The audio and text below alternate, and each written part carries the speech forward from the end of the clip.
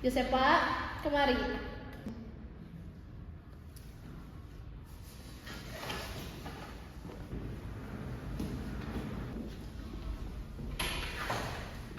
Josepa, kamu tahu kan ini rapot apa?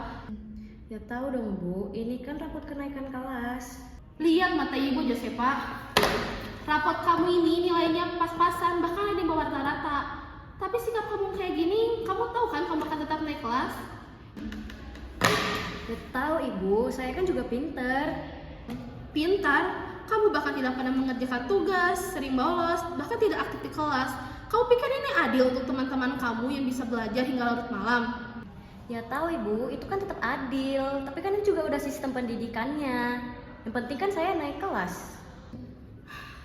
Itu dia Josepa, masalah ini ada di sistemnya. Sistem ini membuat orang-orang seperti kamu tidak menghargai sebuah usaha.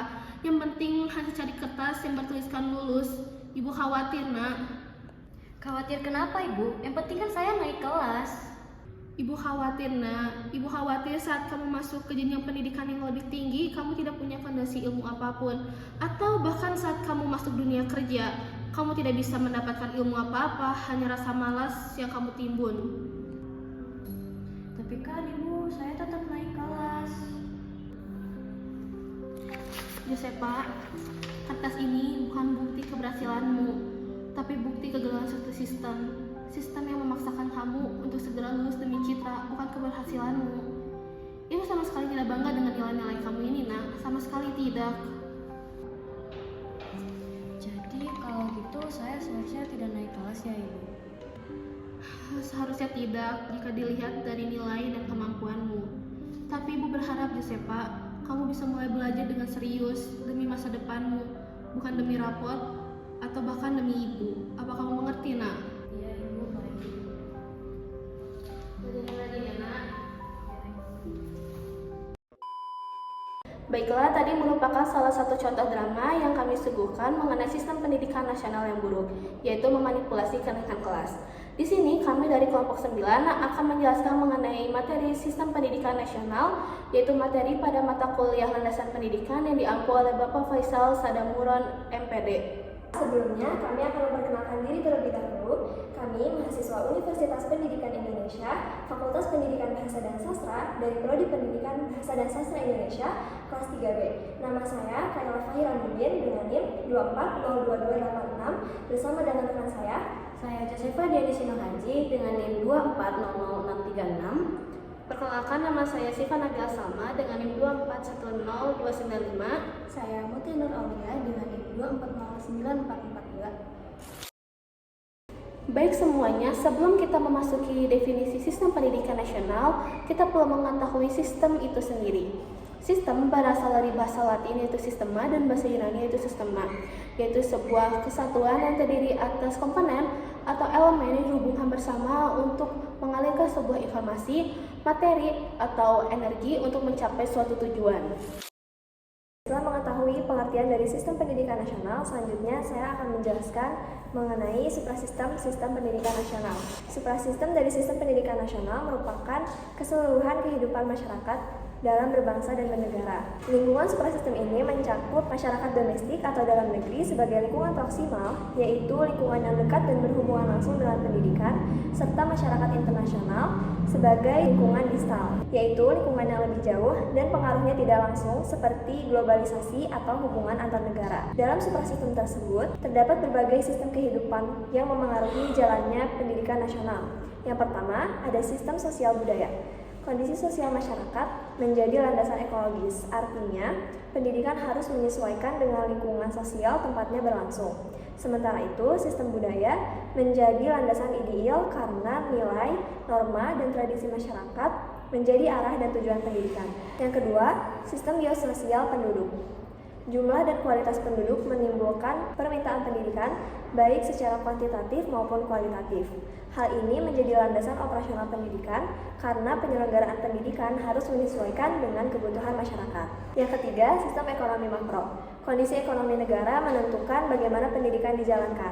Misalnya, pendapatan per kapita masyarakat menjadi ukuran kemampuan keluarga dalam membiayai pendidikan anaknya, sehingga faktor ekonomi sangat berpengaruh terhadap akses pendidikan. Dan yang keempat ada sistem politik. Kondisi politik menjadi landasan manajerial bagi pendidikan, sebab dari sinilah kebijakan dan arah perubahan sistem pendidikan nasional dimulai. Dengan kata lain, keputusan politik dapat memperkuat atau merombak struktur pendidikan nasional. Selanjutnya, kita akan membahas mengenai peta umum sistem pendidikan nasional. Agar mengetahui sistem pendidikan nasional secara menyeluruh, kita dapat menggunakan model input, proses, output. Model ini dapat menggambarkan bagaimana masukan dikelola dalam sistem pendidikan hingga menghasilkan keluaran, yaitu berupa manusia yang terdidik. Yang pertama, komponen input, masukan ke pendidikan. Segala sesuatu yang masuk ke dalam sistem pendidikan kemudian nantinya akan diproses. Masukan ini dapat berwujud, yaitu seperti bahan, alat, dan tenaga. Ini juga dapat tidak berwujud, yaitu seperti informasi atau data. Dalam sistem pendidikan nasional, input mencakup berbagai informasi tentang produk, bahan baku, sarana, tenaga, hingga kondisi lingkungan yang digunakan untuk menjalankan proses berjalannya pendidikan. Menurut Mudia Harjo dan tim MKDP Landasan Pendidikan, input dalam SPNI terbagi menjadi 3. Yang pertama ada raw input. Raw input adalah segala jenis bentuk informasi yang berkaitan dengan kualitas dan kuantitas peserta didik. Kualitas peserta didik diantaranya ada profil dan biodata lengkap, kepribadian pendidik, latar belakang dan sosial ekonomi, potensi minat dan bakat, dan yang terakhir ada riwayat pendidikan pada jenjang sebelumnya. Lalu ada kuantitas peserta didik diantaranya yang pertama, keterangan tentang jumlah keseluruhan peserta didik yang berada dalam usia siap bersekolah dan mempunyai kebutuhan mengikuti pendidikan, baik itu di lembaga pendidikan sekolah maupun luar sekolah. Selanjutnya ada keterangan jumlah penduduk menurut kesatuan wilayah tersebut. Yang kedua ada instrumental input. Instrumental input adalah segala bentuk alat, bahan atau tenaga yang diperlukan untuk melaksanakan proses pendidikan nasional. Instrumental input terbagi menjadi 2 bagian. Yang pertama ada perangkat lunak instrumental input, diantaranya ada dasar SPNI, fungsi dan tujuan SPNI, dan visi misi SPNI bahwa pendidikan nasional itu harus berdasarkan kepada Pancasila dan Undang-Undang Dasar Negara Republik Indonesia. Selanjutnya ada isi pendidikan. Isi pendidikan harus mencakup segala bentuk perangkat yang mempresentasikan materi yang harus dikuasai oleh peserta didik, baik berupa pengetahuan, sikap, atau keterampilan. Yang kedua ada perangkat kasar instrumental input, diantaranya ada pendidik dan tenaga kependidikan. Pendidik adalah tenaga profesional yang bertugas untuk menjalankan proses pembelajaran, sedangkan tenaga kependidikan adalah sumber daya manusia yang berfungsi untuk menunjang proses pendidikan. Selanjutnya ada teknologi pendidikan, ada biaya pendidikan. Biaya pendidikan itu terbagi menjadi 3 jenis. Yang pertama ada biaya investasi satuan pendidikan, biaya personal, dan biaya operasi satuan pendidikan. Adapun faktor yang dapat mempengaruhi terhadap dinamika pembiayaan pendidikan diantaranya ada kenaikan harga, perubahan dalam gaji guru, perubahan dalam populasi presentasi anak sekolah, meningkatnya standar pendidikan, dan meningkatnya usia anak yang meninggalkan sekolah. Dan terakhir ada environmental input. Environmental input adalah segala bentuk lingkungan yang harus diperhatikan dan dijadikan patokan untuk mengembangkan transformasi sistem pendidikan. Environmental input mencakup lingkungan keluarga, lingkungan sosial dan masyarakat, lingkungan sekolah dan lembaga pendidikan, lingkungan alam, lingkungan keagamaan, lingkungan ekonomi, dan lingkungan politik. Proses transformasi dengan pendekatan manajemen pendidikan ini menghasilkan 5 fungsi. Yang pertama ada fungsi manajemen strategi. Fungsi ini menghasilkan kebijaksanaan baru, pelaksanaan serta teknis pendidikan. Yang kedua ada fungsi manajemen personil. Fungsi ini menghasilkan tenaga kerja kependidikan yang cukup dan bermutu. Lalu yang ketiga ada fungsi manajemen material. Fungsi ini menghasilkan sarana prasarana pendidikan yang cukup dan bermutu. Lalu yang keempat ada fungsi manajemen keuangan. Fungsi ini menghasilkan ketersediaannya biaya untuk pelaksanaan pendidikan atau efisiensi sistem pendidikan. Lalu yang kelima ada fungsi manajemen informasi. Fungsi ini menghasilkan tersedianya informasi pendidikan yang diperlukan oleh lingkungan dalam sistem pendidikan nasional atau lingkungan luar. Lalu yang kedua ada proses transformasi dengan pendekatan edukatif atau pedagogi. Proses ini terjadi di dalam lingkup mikrosistem pendidikan nasional yaitu sekolah.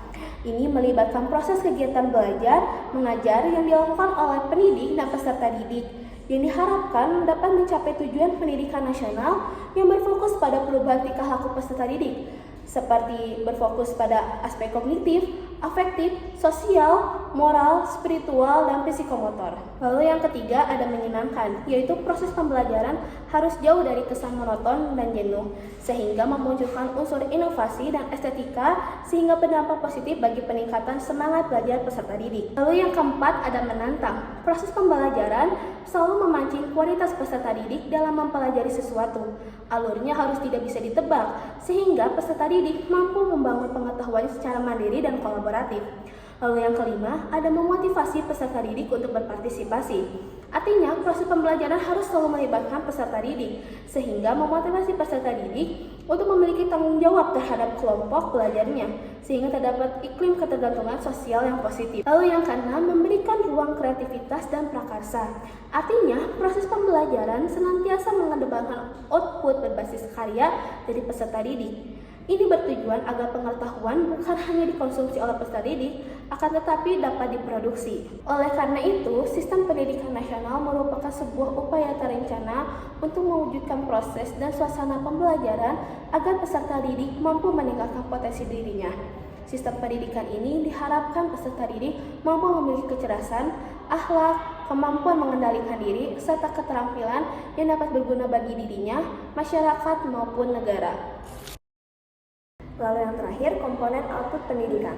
Output pendidikan adalah hasil akhir berupa kualitas dan kuantitas manusia terdidik yang lahir dari komponen pendidikan ideal. Output ini harus sejalan dengan pasal 3 dan penjelasan atas Undang-Undang RI Nomor 20 Tahun 2003, yaitu mengembangkan potensi peserta didik agar beriman, berilmu, berakhlak mulia, sehat, bertakwa, cakap, kreatif, mandiri, serta menjadi warga negara yang demokratis dan bertanggung jawab. Dengan demikian, pendidikan nasional diarahkan untuk membentuk manusia cerdas secara intelektual, sosial, dan spiritual. Kecerdasan intelektual atau kecerdasan individu tercermin dari rumusan tujuan pendidikan, yaitu sehat, berilmu, cakap, kreatif, dan mandiri.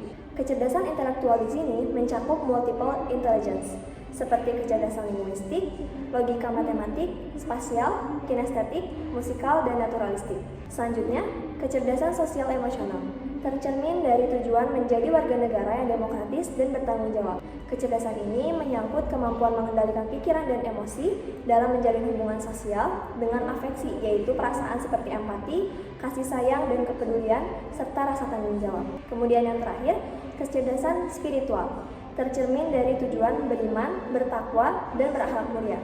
Kecerdasan ini menegaskan pentingnya keimanan dan ketakwaan sebagai bingkai yang melengkapi konsep manusia paripurna. Selain dari ketiga kecerdasan tersebut, Mudia Harjo dan Ibrahim menjelaskan bahwa manusia terdidik memiliki 3 karakteristik penting.